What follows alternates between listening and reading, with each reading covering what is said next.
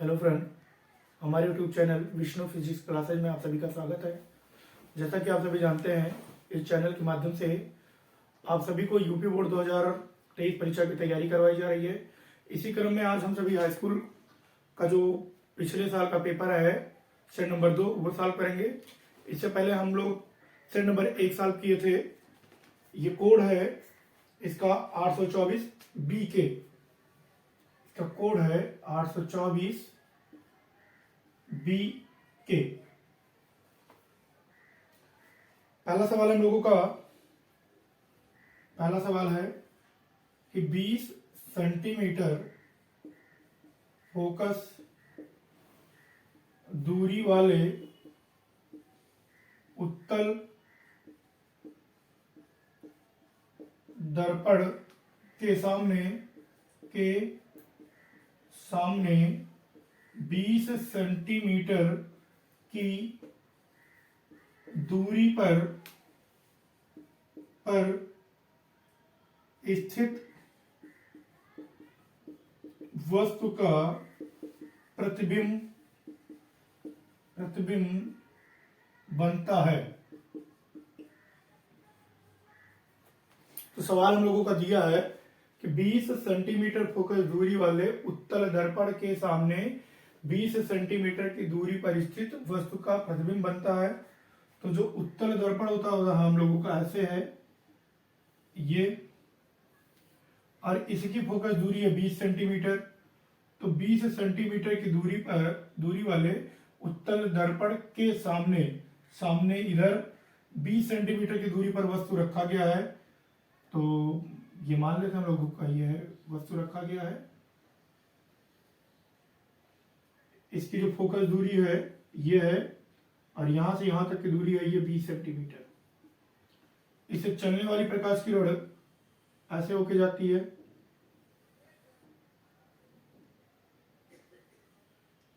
और सी से होकर जाने वाली प्रकाश किरणें बिना विचलित हुए सीधे निकल जाती हैं। ये हम लोगों का सी है, ये एफ है।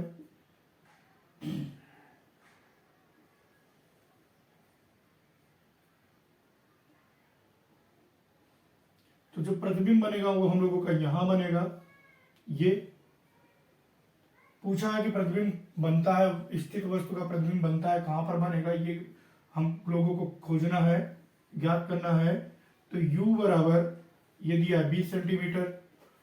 और सबसे पहले तो हम ये देख लेते हैं चिन्ह परिपाटी के अनुसार क्या निगेटिव होगा क्या पॉजिटिव होगा। तो ये निगेटिव है और ये पॉजिटिव है, और वस्तु का प्रतिबिंब जो बन रहा है यहां बन रहा है V, ये भी पॉजिटिव है।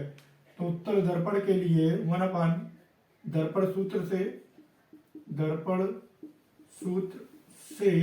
1/f बराबर 1/v और प्लस 1/u होता है। फार्मूले में मान रख देते हैं हम लोग। तो जगह 1/20 बराबर 1/v, और ये निगेटिव है तो 1/20।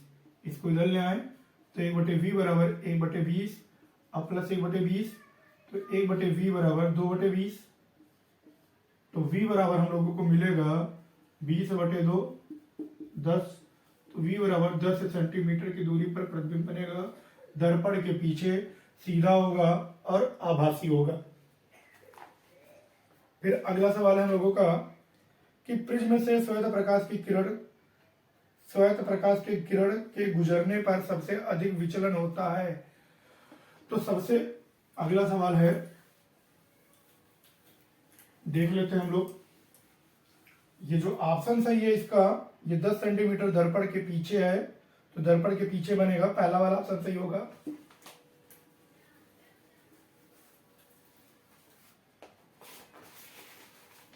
फिर देख लेते हैं दूसरा सवाल है बच्चा हम लोगों का खा नंबर, कि प्रिज्म से श्वेत प्रकाश की किरण के गुजरने पर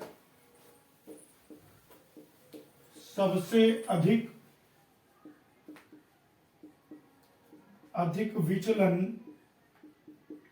होता है होता है।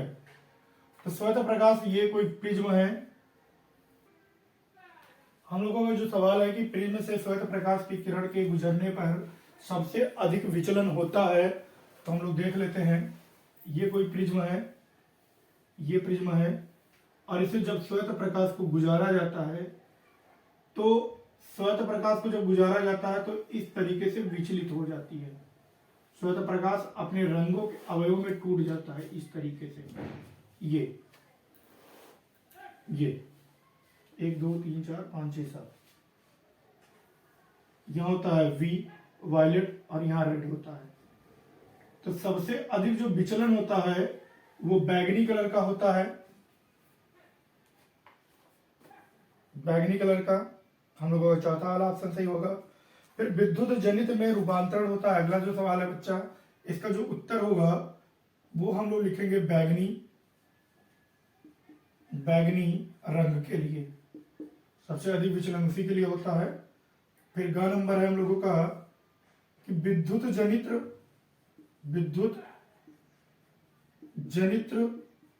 में रूपांतरण होता है। मतलब विद्युत जनित्र में रूपांतरण होता है किसका? तो यांत्रिक ऊर्जा का विद्युत ऊर्जा में। तो इसका जो उत्तर होगा हम लोगों का यांत्रिक ऊर्जा का विद्युत ऊर्जा में। फिर घ नंबर हम लोगों का बच्चा है कि 220 वोल्ट से 220 वोल्ट और 100 वाट के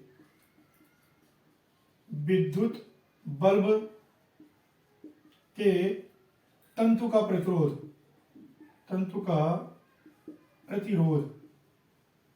क्या होगा?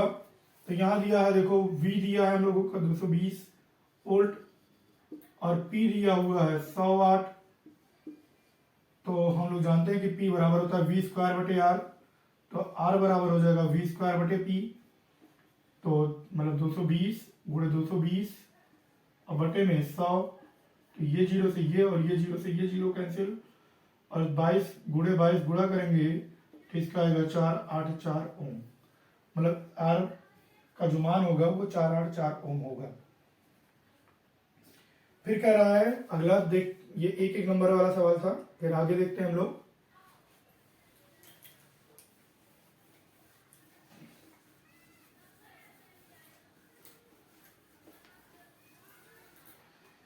फिर अगला बच्चा हम लोगों का कि अवतल दर्पण के किन्हीं 2 उपयोग का वर्णन कीजिए।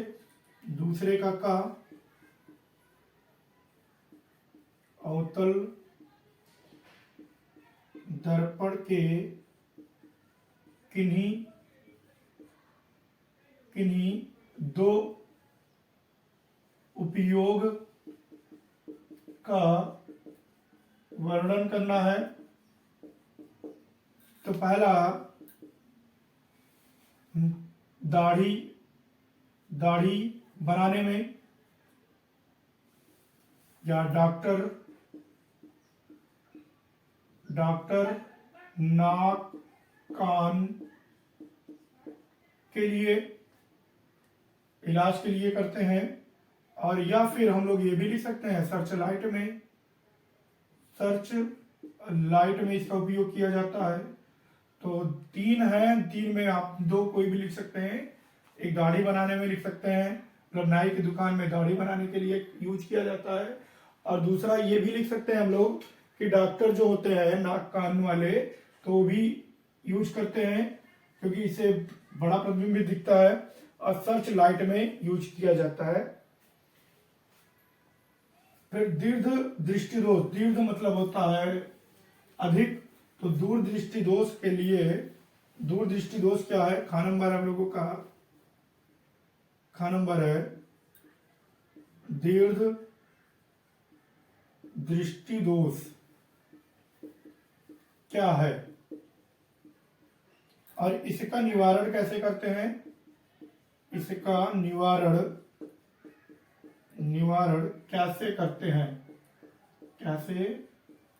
हैं? तो दीर्घ दृष्टि दोष मतलब दूर दृष्टि दोष किसे कहते हैं? मानव नेत्र में मतलब वह दोष, मानव नेत्र में वह दोष जिसमें व्यक्ति को दूर की वस्तुएं तो स्पष्ट नजर आती हैं, लेकिन पास में रखी वस्तुएं हो वो स्पष्ट नजर ना आए, तो इस प्रकार के दोष को हम लोग दूरदृष्टि दोष कहते हैं। हम नेत्र में वह दोष जिससे दूर रखी वस्तुएं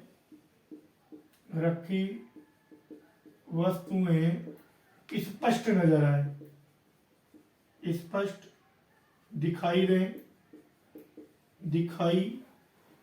दें तथा पास रखी वस्तुएं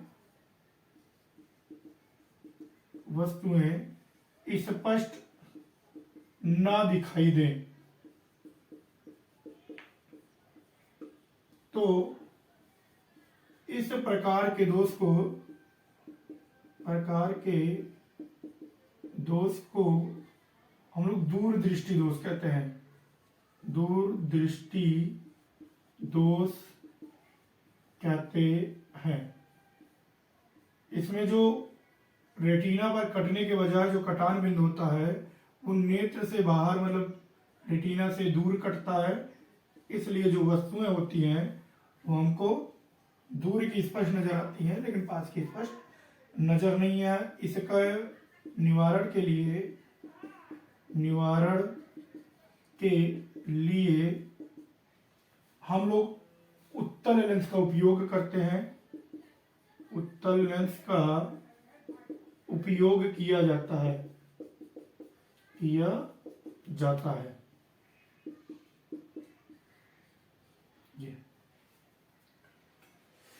फिर बच्चा हम लोगों का जो सवाल है कि उत्तल लेंस द्वारा आवर्धित प्रतिबिंब बनने की क्रिया को किरण आरेख द्वारा समझाइए। आवर्धित का मतलब होता है कि आभासी।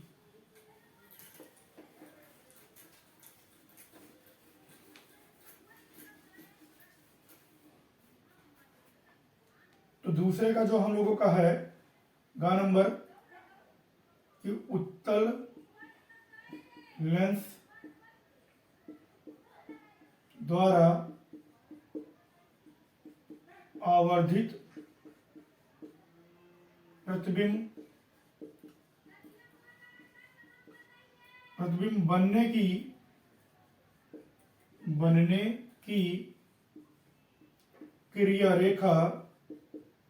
क्रिया को किरण आरेख में दर्शाइए। ये तो उत्तल लेंस द्वारा आवर्धित प्रतिबिंब कब बनता है, ये हमको किरण आरेख के द्वारा दर्शाना है। तो ये हम लोगों का है उत्तल लेंस और ये है मुख्य अक्ष। ये प्रकाशिक केंद्र, ये सी है और ये मान लेते हैं हम लोग यफ है। तो जब सी और यफ के बीच जब कोई वस्तु रखा होता है तो इसी का बनता है आवर्धित प्रतिबिंब। तो मुख्य अक्ष के समांतर चलने वाली प्रकाश किरण हम लोग जानते हैं फोकस से होकर जाएगा और सी से होकर जाने वाली प्रकाश किरणें आ से निकल जाएंगी। तो इन दोनों के बीच का जो देखो दूरी बढ़ रही है लगातार, तो ये दोनों को हम लोग ऐसे पीछे की तरफ बढ़ाते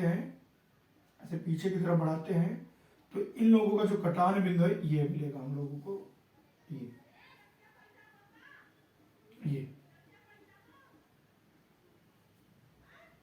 तो ये यदि हम लोगों का ओ डैश है तो जो प्रतिबिंब बनेगा ये आई और आई डैश बनेगा, सीधा बनेगा, बड़ा बनेगा वस्तु से। ये हम लोगों का किरण आरेख है।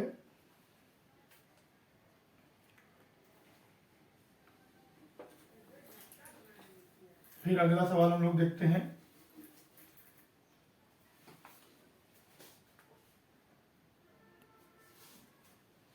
अगला सवाल देखते हैं तीसरे का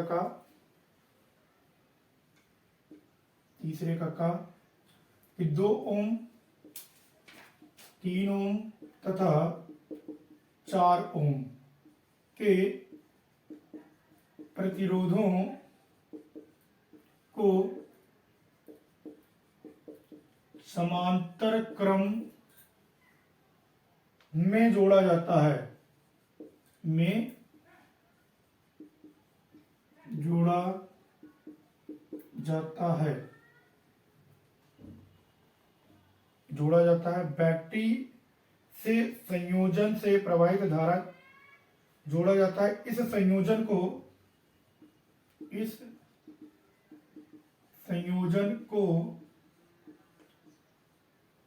24 वोल्ट की बैटरी से जोड़ा जाता है, बैटरी से जोड़ा जाता है, बैटरी से संयोजन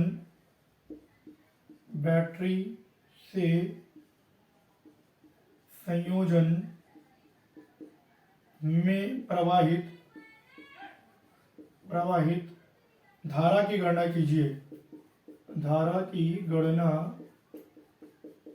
कीजिए, हम लोगों को धारा का मान ज्ञात करना है।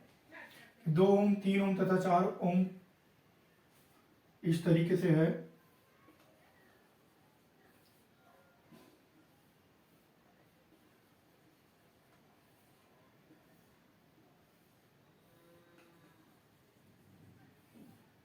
ये 3 प्रतिरोध हैं जो श्रेणी समांतर क्रम में जोड़े गए हैं और इनके साथ एक बैटरी लगा दी गई है 24 वोल्ट की। यह 2 ओम, 3 ओम और 4 ओम, इन दोनों को समांतर क्रम में जोड़ा गया है। तो मान लेते हैं इसका नाम हम लोग दे देते हैं R1, इसको R2 और इसको R3। R1 बराबर 2 ओम, R2 बराबर 3 ओम और R3 बराबर 4 ओम। R1, R2 व R3 को समांतर क्रम में जोड़ने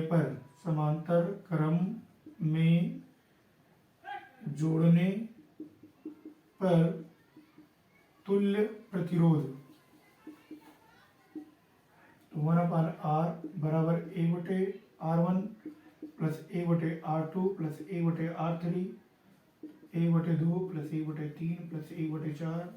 इसका जब एलसीएम लेंगे तो आएगा 12, 2 छक 12, 3 चौक 12, 4 तिहाई 12, 1/R ये हो जाएगा। तो ये हो जाएगा 1/R बराबर 13/12, तो R बराबर हो जाएगा 12/13, ये हो जाएगा इतना। फिर कह रहा है प्रवाहित धारा का मान ज्ञात करना है, तो V बराबर होता है IR, तो I बराबर हो जाएगा V/R। मान रख देते हैं हम लोग 24 और बटे में 12 और बटे 13, तो इसको हम लोग लिख सकते हैं 24 गुणे 13/12, 12 कम 12, 12 दूना 24, तो I बराबर 26 एम्पियर की धारा प्रवाहित होगी। ये हो जाएगा हम लोगों का। एक बार चेक कर लेते हैं। फिर प्रकाश के परावर्तन के नियम लिखिए। तो प्रकाश का परावर्तन के 2 नियम है।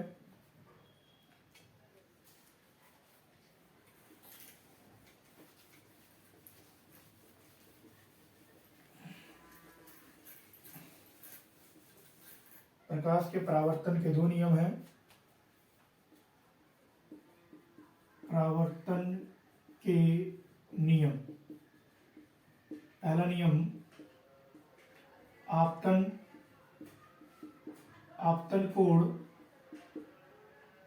परावर्तन कोण के बराबर होता है। आपतन कोण I बराबर होता है, सदैव बराबर होता है कोण R के। इसको हम लोग बोलते हैं परावर्तन कोण। मतलब परावर्तन कोण के बराबर होगा कोण I बराबर होगा कोण R के। फिर दूसरा जो नियम है कि आपतित किरण अपवर्तित किरण या परावर्तित किरण तथा आपतन बिंदु पर खींचा गया विलंब, आपतन बिंदु पर खींचा गया अभिलंब तीनों एक ही तल में होते हैं, तल में होते हैं। फिर इसी में एक सवाल लगा हुआ है बच्चा कि एक अवतल दर्पण से 10 सेंटीमीटर की दूरी पर स्थित वस्तु यह दर्पण से आभासी प्रतिबिंब 20 सेंटीमीटर की दूरी पर बनाता है तो दर्पण की वक्रता त्रिज्या ज्ञात कीजिए। तो अवतल दर्पण है तो अवतल दर्पण ऐसे होता है, ये अवतल दर्पण है, ये इसका हम लोग मुख्य अक्ष मान लेते हैं। और ये रखा हुआ है 10 सेंटीमीटर की दूरी पर, तो 10 सेंटीमीटर की दूरी पर मान लेते हैं यहाँ पे रखा हुआ है। और इसका जो प्रतिबिंब बनता है वो दूसरी तरफ बनता है, मतलब ऐसे जाएंगे हम लोग और इससे होकर जाने वाली प्रकाश किरणें ऐसे निकल जाती हैं तो कटान बिंदु यहाँ मिलता है ये, मतलब जो ये प्रतिबिंब ये है, ये प्रतिबिंब हम लोगों का यहाँ से यहाँ तक की जो दूरी है वो 20 सेंटीमीटर है और यहाँ से यहाँ तक की दूरी 10 सेंटीमीटर दिया है। u बराबर हम लोगों को दिया है u बराबर 10 सेंटीमीटर। आभासी बनना है, मतलब v जो होगा वो धनात्मक होगा 20 सेंटीमीटर, ये निगेटिव होगा हम लोगों का। यह पहले ज्ञात कर लेते हैं हम लोग, तो 1/f बराबर 1/v प्लस 1/u दर्पण सूत्र से, दर्पण सूत्र से 1/f बराबर 1/20 और माइनस 1/10, 10 और 20 कैल्शियम 20, 20 कम 20 और माइनस 10 दूना 20, तो ये हो जाएगा 2 1/f। 1/f बराबर बच्चा मिलेगा -1/20, मतलब जो f है हम लोगों का -20 सेंटीमीटर है फोकस दूरी। और हम लोग जानते हैं कि r बराबर होता है 2f के, तो r बराबर 2 × 20, तो r बराबर हो जाएगा 40 सेंटीमीटर और जो वक्रता त्रिज्या होगी वो 40 सेंटीमीटर होगी। फिर बच्चा अगला इसी में अथवा लगा हुआ है कि एक प्रिज्म से प्रकाश के अपवर्तन की किरण चित्र क्रिया चित्र द्वारा समझाइए, आपतन कोण तथा विचलन कोण चित्र में दिखाइए। तो एक प्रिज्म से प्रकाश के अपवर्तन को समझाना है, तो प्रिज्म से प्रकाश के अपवर्तन के लिए हमें एक बड़े प्रकाश एक प्रिज्म से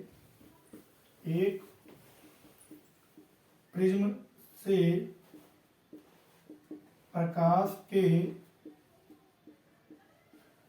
अपवर्तन की क्रिया चित्र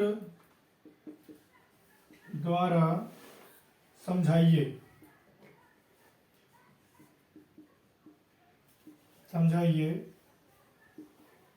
आपतन कोण तथा विचलन कोण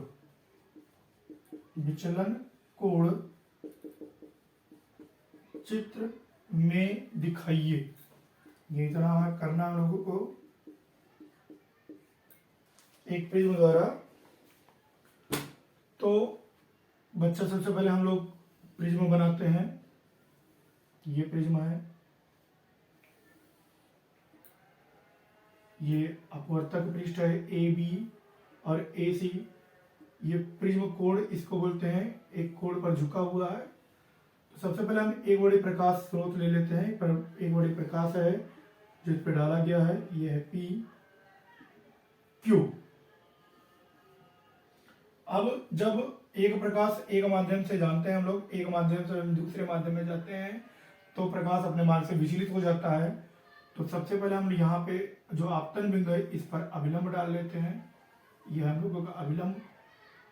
अब दो चीजें होती हैं, जब हम विरल से सघन में जाते हैं तो अभिलंब की तरफ झुक जाते हैं, और जब सघन से हम विरल में जाते हैं तो अभिलंब से दूर हट जाते हैं। तो सबसे पहले हम इधर विरल माध्यम है और ये सघन माध्यम है, तो हम लोगों को तो जाना तो ऐसे चाहिए था, ऐसे ऐसे जाना चाहिए था, लेकिन होता क्या है कि विरल से सघन में जा रहे हैं तो अपने मार्ग से विचलित हो जाते हैं, हम ऐसे चले जाते हैं। ऐसे जाना तो हमको ऐसे चाहिए था, लेकिन जाते इस तरीके से हैं। अब यहां भी आपतन बिंदु है क्योंकि सघन से अब विरल में निकल रहे हैं, तो इस पे हम लोग खींच लेते हैं अभिलंब ये। तो हम लोगों को जाना तो अब इससे चाहिए था, ऐसे चाहिए था, लेकिन होता क्या है कि अब हम जब सघन से विरल में जाते हैं तो अभिलंब से दूर हट जाते हैं, मतलब हम लोग ये ऐसे हो जाता है, ऐसे हो जाता है, तो जाएंगे ऐसे इस तरीके से। तो पी क्यू ये हो जाएगा आर और ये हो जाएगा एस, ये जी। यदि हम लोग इसको पीछे की तरफ ऐसे बढ़ाए हैं तो आपतित किरण और अपवर्तित किरण के बीच जो कोण बनता है इसी को हम लोग बोलते हैं विचलन कोण, ये। तो ये हो जाएगा हम लोगों का डेल्टा, और अपतन कोण है ये, तो ये हो जाएगा हम लोगों का आई। अब कह रहा है एक प्रिज्म से प्रकाश के अपवर्तन की, तो ये हो जाएगा, ये हम लोगों का चित्र है प्रिज्म से प्रकाश के अपवर्तन की। जब कोई प्रकाश पीक्यू को हम एक प्रिज्म पर डालते हैं तो जब विरल से सघन में जाते हैं तो अभिलंब की तरफ झुक जाते हैं। तो सबसे पहले हम अभिलंब डाल लिए हैं, एक बिंदु है, और अभिलंब डाल लिए तो हमको ऐसे मिल जाएगा, ऐसे जाएंगे। फिर उसके बाद हम विरल से सघन से विरल में जाएंगे तो यहाँ पे एक आपतन बिंदु मिलेगा, तो उस पर अभिलंब खींच लिए। तो इन दोनों के बीच ये जाना तो हमको ऐसा चाहिए था इस तरीके से, लेकिन ऐसे जाएंगे तो आपतित किरण और निर्गत किरण को जब पीछे की तरफ बढ़ाते हैं तो इन दोनों के बीच का जो कोण बनता है उसी को हम लोग बोलते हैं विचलन कोण। इसके आगे वाले क्लास में हम लोग करेंगे सेट नंबर 3 का जो सवाल है वो करेंगे। धन्यवाद।